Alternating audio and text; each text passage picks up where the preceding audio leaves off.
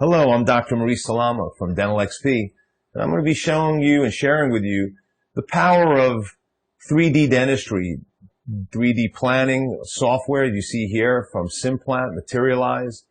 Following an iCat scan, we can really plan the case entirely, not only the implant size and length, diameter, location, and angulation, but also the planning of the deficiency in the bone, as you can see here, how we're going to regenerate these areas. This will be highlighted as well as where the tooth is going to be for screw access of the restoration. We want to have proper angulation. We're going to place the implant where the restorative dentist requires it to be placed and then regenerate the bone around these implants. These cases are going to be highlighted on future videos on Dental XP, so please keep an eye out for them.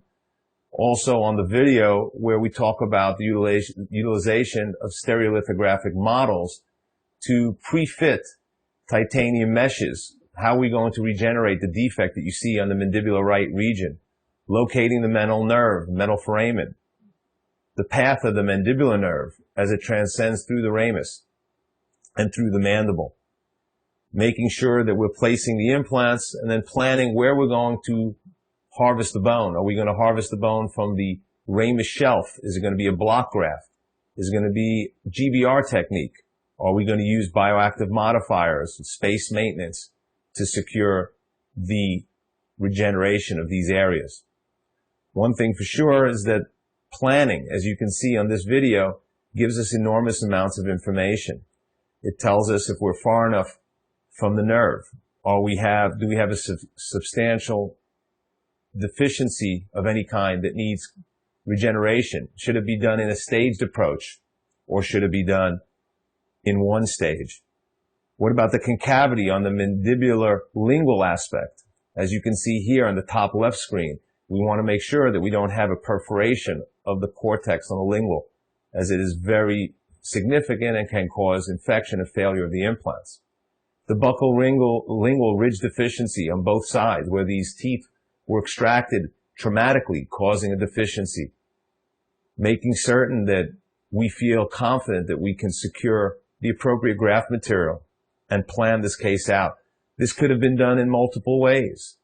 We could take bone from the ascending ramus and do it as a block graft and do it in a staged technique. Or we can do this simultaneously with implant placement, utilizing a GBR protocol, maybe with bioactive modifiers, BMPs, or PRGF. This is the time to make those decisions. So as a surgeon, we can look at these in multiple ways, including cross-sections, which lets us know how many millimeters of the implant will be exposed and how many millimeters will be placed in dense cortical bone. What are the Hounsfield numbers, Hounsfield units around these implants, telling us what type of bone we're placing these implants in? Is it going to be type 1 or 2 or 3 or 4 bone? How much of this bone that we're going to be grafting is going to be needed for stability of the implants? And as you can see here, we feel confident because of this simulation surgery that we can place the implants and secure their stability in the patient's own bone. In the maxillary arch, similar issues are going to be dealt with. Very narrow ridge for the placement of the implant in the maxillary right lateral incisor region.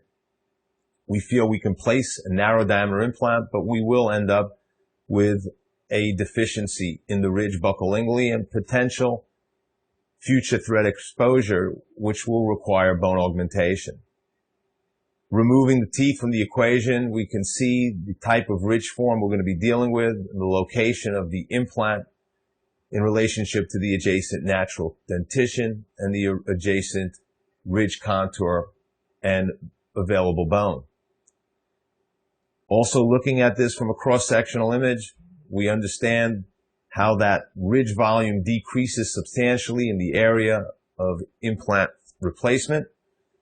And in the area of the bicuspid, again, making sure that we have appropriate angulation and screw access for both of these missing teeth, and that we can make certain that we can not only place the implant, but perform the sinus augmentation.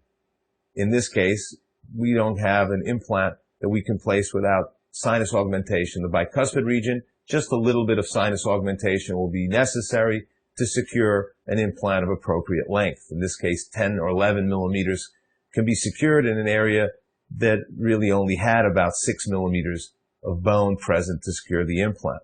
Here you can see an 11 millimeter implant secured would be in the sinus.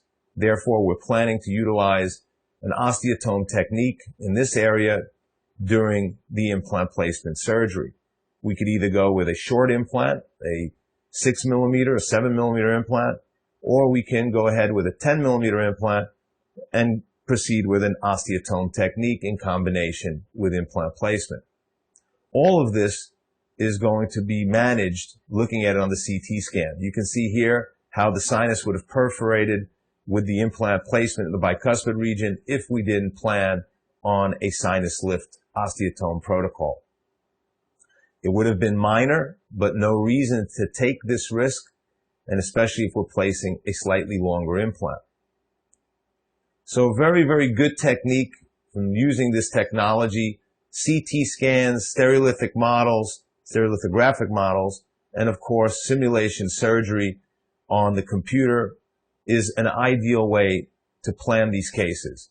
I hope I shared with you some of these protocols, and I know you're going to be seeing some of these cases on future videos on Dental XP. I hope that we have enlightened you to the reasons why this information is so necessary. Thank you again for sharing your time with us here at Dental XP. I'm Dr. Maurice Salama.